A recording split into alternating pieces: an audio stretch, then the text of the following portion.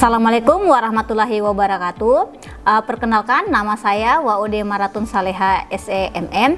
Saat ini saya berprofesi sebagai dosen di Universitas Muhammadiyah Kendari, Fakultas Ekonomi dan Bisnis Islam, Program Studi Manajemen.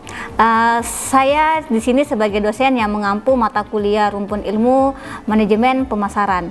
Di sini saya akan memaparkan rencana pembelajaran semester pada mata kuliah manajemen pemasaran 1. Jadi di sini untuk manajemen pemasaran 1 ini sendiri, dia memiliki kode mata kuliah MKK 303 yang terdiri dari 3 SKS. Jadi mata kuliah ini merupakan mata kuliah pada mahasiswa di semester 3. Adapun capaian pembelajaran lulusan yang dibebankan pada mata kuliah ini terdiri dari 9 capaian pembelajaran. Yang pertama yaitu menghargai keanekaragaman budaya, pandangan, agama, dan kepercayaan serta pendapat atau temuan orisinal orang lain. Yang kedua, bekerja sama dan memiliki kepekaan sosial serta kepedulian terhadap masyarakat. Yang ketiga, menginternalisasi semangat kemandirian, kejuangan, dan kewirausahaan. Yang keempat, mampu menganalisis konsep dan teoritis bidang sumber daya manusia, bidang pemasaran, keuangan, aset, dan bisnis Islam yang mampu dimanfaatkan dalam menyelesaikan masalah dalam pengambilan keputusan. Kemudian yang kelima,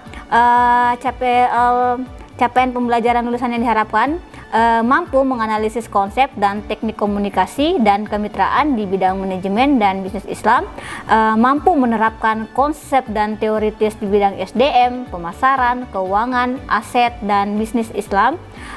Kemudian mampu memahami konsep dan teoritis di bidang SDM, pemasaran, keuangan, aset, dan bisnis Islam. Dan yang terakhir yaitu mampu memahami konsep teoritis dan teknik pengelolaan bisnis kewirausahaan pada sektor bisnis dan jasa pada produk. Selain itu, mata kuliah manajemen pemasaran 1 ini juga memiliki capaian pembelajaran mata kuliah yang terdiri dari 7 CPMK. Yang pertama yaitu diharapkan mahasiswa mampu menjelaskan konsep manajemen pemasaran dan strategi perencanaan pemasaran. Yang kedua, mahasiswa mampu menerapkan metode riset pemasaran untuk pengambilan keputusan. Yang ketiga, mahasiswa mampu menganalisis perilaku pasar konsumen dan pasar bisnis. Yang keempat, mahasiswa mampu merencanakan strategi segmentasi, targeting, dan positioning pasar. Yang kelima, mahasiswa mampu menjelaskan dan mengevaluasi strategi pengelolaan merek. Yang keenam, mahasiswa mampu menerapkan strategi pemasaran relasional dalam membangun loyalitas dan jangka panjang. Dan yang terakhir, mahasiswa mampu mengevaluasi dinamika persaingan pasar dan merancang strategi untuk bersaing. Adapun kemampuan akhir dari tiap pembelajaran ini atau sub CPMK dari mata kuliah manajemen pemasaran 1 terdiri dari 7 sub CPMK. Yang pertama, mahasiswa mampu menjelaskan pengertian dan ruang lingkup manajemen pemasaran dan mendeskripsikan proses perencanaan dan strategi pemasaran.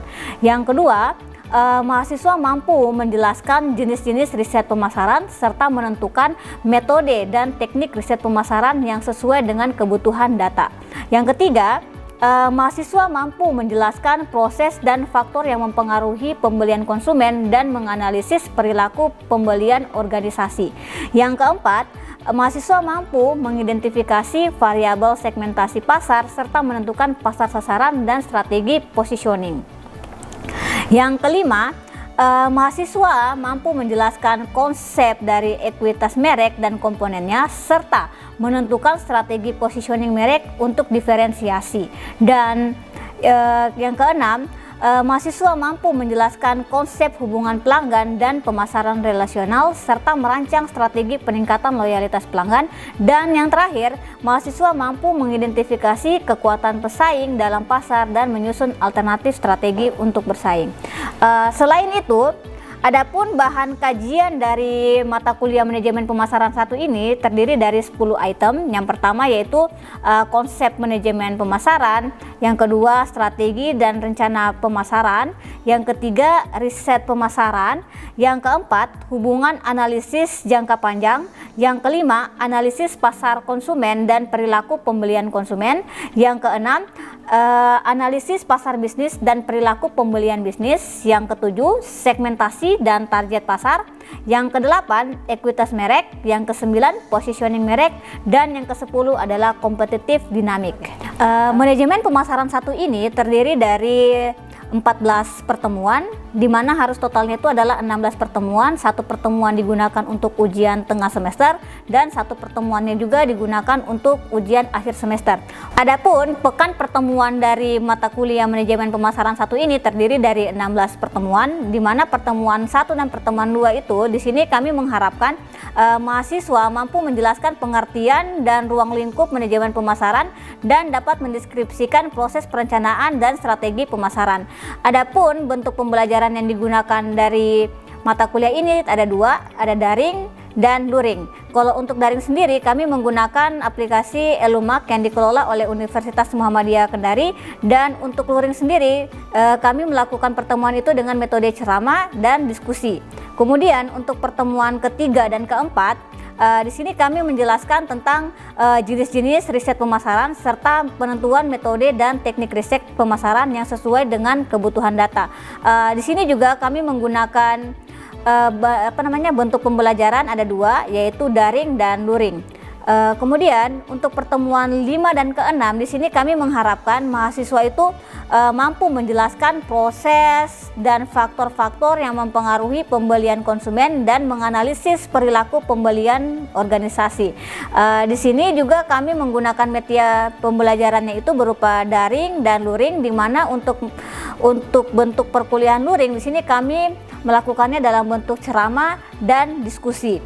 Kemudian untuk pertemuan ketujuh di sini kami mengharapkan bahwa mahasiswa itu mampu mengidentifikasi variabel segmentasi pasar serta menentukan pasar sasaran dan strategi positioning. Untuk pertemuan ke-8 di situ kami melaksanakan ujian tengah semester.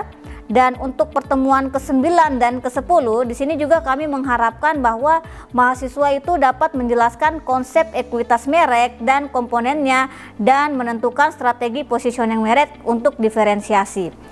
Kemudian untuk pertemuan ke-11 dan ke-12 di sini kami mengharapkan mahasiswa itu dapat menjelaskan konsep hubungan pelanggan dan pemasaran relasional serta merancang strategi peningkatan loyalitas pelanggan.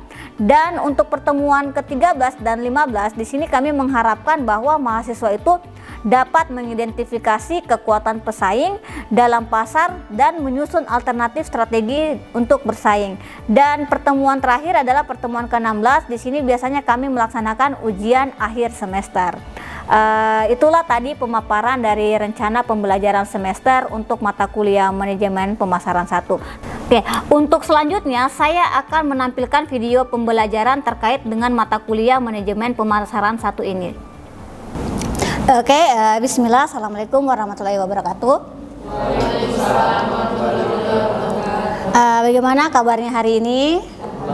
Ya, oke, alhamdulillah. Jadi kita ketemu lagi hari ini di pertemuan kedua dengan materi proses perencanaan strategi pemasaran.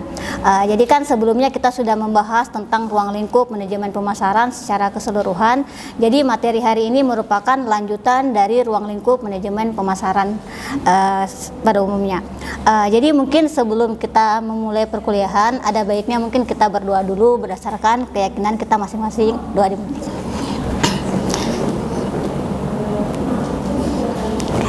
Selesai. Mungkin sebelum saya mulai perkuliahan hari ini, ada baiknya mungkin saya mau review dulu sedikit terkait dengan materi sebelumnya.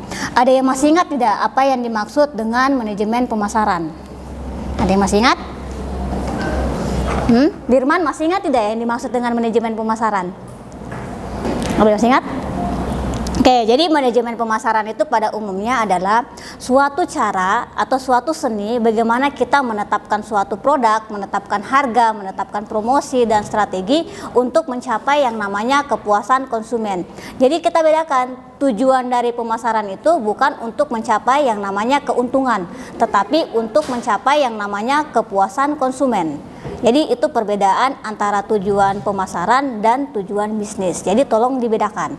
Nah, sementara untuk di materi hari ini, minggu lalu kan kita sudah membahas terkait dengan ini kan, apa yang kita inginkan ke depannya. Nah, sekarang kita akan melanjutkan bagaimana kita menciptakan strategi dari pemasaran itu sendiri. Jadi begini, pada dasarnya dalam menciptakan suatu pemasaran yang baik, kita butuhkan yang namanya adalah alat dari pemasaran itu sendiri. Alat dari pemasaran itu apa? Dikenal dengan istilah marketing mix dan STP. Marketing mix itu adalah bauran pemasaran, yaitu suatu alat yang digunakan seorang marketer untuk apa? Untuk mendapatkan konsumen secara keseluruhan. Caranya bagaimana? Ada produk, price, distribution, dan promotion. Nah, ini yang perlu kalian kalian pahami, bahwa seiring dengan perkembangannya zaman, kita itu sekarang tidak monoton pada 4P ini saja, tapi ini terus bertambah. Ada produk, price, place atau distribusi, promotion, ada packaging, ada public relation, ada power, dan sebagainya. Itu terus berkembang dan ditambah dengan 3P pada jasa. Ada people, proses, dan physical evidence. Nah, selain ini, alat ini kita juga menggunakan yang namanya alat manajemen disebut dengan STP, segmentasi, targeting, dan positioning. Nah, sekarang kita kaji satu persatu. Kita lihat dulu, sebenarnya apa sih yang dimaksud dengan produk itu sendiri? Ada yang tahu tidak apa yang dimaksud dengan produk? Jadi produk itu adalah apa yang akan kita jual kepada konsumen. Contohnya misalkan apa? Ya, air minum yang ada di depan kalian. Itu kan merupakan suatu produk, ya kan? Kemudian ada yang namanya price atau harga. Kalau harga kan identik dengan yang namanya uang. Jadi dia itu merupakan sejumlah uang yang dikeluarkan oleh konsumen untuk mendapatkan suatu barang ataupun jasa. Itulah dikatakan namanya price. Kemudian ada namanya distribution. Jadi bagaimana kita mendistribusikan kita punya produk kepada konsumen. Ada dari produsen langsung kepada konsumen, ada produsen pengecer ke konsumen, dan sebagainya. Kemudian ada yang namanya promotion. Jadi dia ini merupakan suatu strategi yang digunakan bagaimana kita memperkenalkan apa yang kita miliki kepada konsumen. Tujuannya apa? Agar konsumen itu bisa tahu bahwasannya produk kita itu ada. Dan tambahan satu saya lupa masukkan, minta maaf, ada yang namanya packaging. Packaging itu merupakan pengemasan. Bagaimana produk itu terlihat lebih cantik agar dapat menarik namanya perhatian dari seorang konsumen. Nah, tambahan tadi 3P pada jasa. Berarti kalau pada jasa ada produk, price, place, promosi, sama people, proses, dan physical evidence. Nah, kalau people itu yang seperti apa? Jadi people itu adalah orang-orang yang terlibat dalam jasa. Contohnya apa? Contohnya misalkan kita di Universitas Muhammadiyah Kendari. People-nya itu apa? People-nya itu ada Pak Rektor, ada Pak Warek, ada dosen, staf, mahasiswa, dan sebagainya. Kemudian ada namanya proses yang kedua.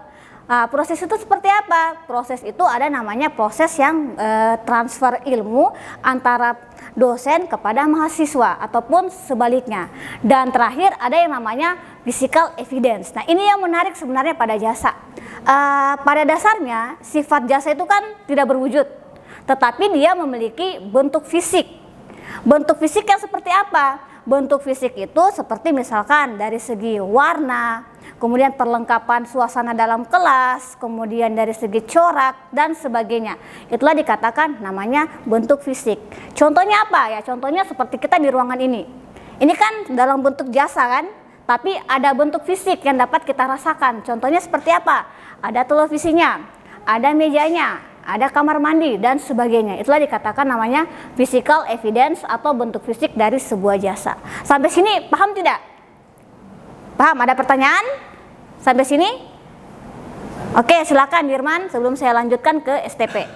Bismillah, Assalamualaikum warahmatullahi wabarakatuh. Ya, waalaikumsalam warahmatullahi wabarakatuh. Perkenalkan, nama saya Lord Dirman dengan NIM 22210095. Jadi Bu, seperti yang Ibu jelaskan tadi, salah satu bauran pemasaran oleh produk. Jadi yang saya ingin tanyakan adalah bagaimana menciptakan produk agar dapat diminati oleh konsumen. Terima kasih. Oke, jadi bagaimana kita menciptakan produk agar produk tersebut dapat diminati oleh konsumen. Jadi pada dasarnya begini kan, untuk membuat strategi produk yang kita butuhkan itu elemen apa? Adalah elemen marketing mix itu sendiri. Ya kan, yang pertama produk yang seperti apa sih yang dibutuhkan oleh konsumen? Kan sebelumnya itu di pertemuan sebelumnya kan sudah saya jelaskan bahwa produk yang kita berikan kepada konsumen itu harus sesuai dengan kebutuhan dan keinginan si konsumen. Ya kan, itu yang pertama. Terus yang kedua, dari segi price-nya bagaimana? Ya kan, kemudian distribusi dan promosi. Nah, dan yang terakhir yang paling menarik itu adalah ada packagingnya seperti apa. Nah, mungkin kan begini kan, kita itu konsumen ketika kita melakukan suatu proses keputusan pembelian, ada kalanya kita tidak melihat dari kebutuhan produk itu sendiri, ya kan? Tapi yang kita lihat itu selalu identik dengan packaging atau kemasan dari produk itu sendiri. Walaupun sebenarnya produk itu tidak penting atau tidak kita butuhkan, tetapi kadang dengan pengemasan yang baik dan pengemasan yang cantik, kadang itu mempengaruhi keputusan pembelian dari si konsumen. Iya kan? Nah, itu sering terjadi, entah itu mau konsumen perempuan ataupun konsumen laki-laki. Nah, itu pasti selalu terjadi. Nah, itulah yang dikatakan namanya perilaku dari seorang konsumen. Karena begini, perilaku konsumen di Indonesia itu cenderung berbeda-beda, tidak sama, ya kan? Nah, jadi seperti itu Dirman. Jadi sebenarnya intinya itu apa? Intinya itu adalah di packaging dan produk seperti apa sih yang diinginkan sama si konsumen. Nah, itulah gunanya si pemasar. Dia itu harus mengemas secara baik produk yang dia miliki agar dapat menarik perhatian si konsumen. Kan contohnya ada banyak kalau kita mau melihat kan. Apalagi gini kan, pengalaman kemarin saya sempat mengantar adik sepupu saya belanja di Gramedia. Dia ini mau masuk sekolah. Sebenarnya yang dia butuhkan itu hanya sebuah tempat pensil, ya kan? Tempat pensil kan pada umumnya kan ada beraneka macam kan. Ya, tapi dia maunya tempat pensil yang satu ini yang ada rodanya, yang ada warna-warninya. Itulah salah satu contoh bagaimana kita menerapkan strategi packaging untuk menarik perhatian si konsumen. Sebenarnya kalau kita mau melihat dari segi kegunaan dan fungsi sama saja kan dengan yang lain, tapi karena dia dikemas dengan cantik sehingga mempengaruhi mata konsumen dan melakukan keputusan pembelian terhadap barang tersebut. Sampai sini paham Dirman? Oke, jadi itu kalau kita melihat dari aspek marketing mix. Nah, selanjutnya ada yang namanya STP. Nah, ini juga merupakan salah satu alat pemasaran yang sangat menarik. Ada segmentasi, targeting, dan positioning. Nah, sekarang kita lihat satu-satu. Kalau segmentasi, dia itu merupakan pengelompokan, ya kan? Jadi kita kelompokkan barang berdasarkan warna, berdasarkan merek, jenis, kegunaan dan fungsi. Contohnya apa? Contohnya misalkan di Matahari Department Store. Di situ dia model segmentasinya dia itu berdasarkan jenis kelamin, ya kan? Laki-laki, perempuan, anak-anak, dewasa, remaja. Kemudian juga dia mengelompokkan barangnya berdasarkan merek, ada Connection, ada Nevada, dan sebagainya. Itulah dikatakan namanya segmentasi. Kemudian ada yang namanya targeting. Nah, targeting ini kita menentukan sebenarnya target pasar kita itu siapa sih sebenarnya. Ya kan, mungkin sudah sering saya sampaikan di mata kuliah yang lain. Kita ambil saja contoh misalkan air mineral kan. Kalau air mineral, target pasarnya itu siapa? Konsumen yang seperti apa? Apakah bisa kita menjual air mineral kepada konsumen yang menyukai minuman yang berkarbonasi seperti Coca-Cola? Bisa tidak? Hah? Bisa enggak? Tidak bisa kan? Mengapa? Karena targetnya tidak sesuai. Jadi targetnya seperti apa? Konsumen yang menerapkan healthy lifestyle. Itulah dikatakan namanya target dari sebuah pemasaran atau target sasaran. Nah, yang terakhir ada yang namanya positioning. Nah, ini juga menarik sebenarnya kan positioning. Jadi bagaimana kita kita memposisikan produk kita itu sebenarnya mau dikenal sebagai produk yang seperti apa. Ya kan? Banyak contohnya sebenarnya yang sudah kita kenal di kalangan masyarakat, kayak misalkan kita mau minum, ya kan? Selalu kita bilang beli Aqua, ya kan? Walaupun sebenarnya yang dikasih le mineral, Maxi dan sebagainya. Artinya apa? Dia Aqua ini meletakkan posisi produknya sebagai posisi yang dikenal konsumen tanpa menyebutkan merek secara langsung. Itulah dikatakan namanya positioning. Jadi sampai di sini paham tidak tentang marketing tools? Paham? Oke. Nah, sekarang kita kembali ke sini. Jadi ini merupakan peta pembelajaran kita sebenarnya selama 1 semester. Ya kan, dan kita berakhir kepada market expansion. Jadi perluasan pasar. Jadi setelah kita menetapkan marketing mix atau marketing tools, jadi kita masuk lagi ke sini, value. Value itu apa? Nilai. Nilai seperti apa yang diharapkan dari suatu produk. Nah, biasanya pada tahapan nilai ini ada yang namanya competitive advertising, yaitu persaingan dalam hal periklanan.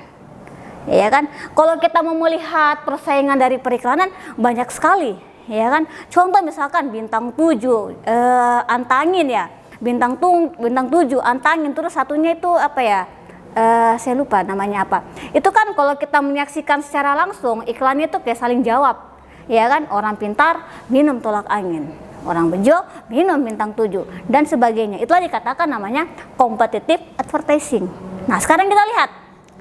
Untuk mencapai competitive advertising yang baik, apa yang dibutuhkan? Yang pertama, what? Apa? Apa sih yang kamu nilai dari produkmu itu apa? Nilai itu apakah manfaat dari produkmu ini dapat diterima langsung oleh konsumen?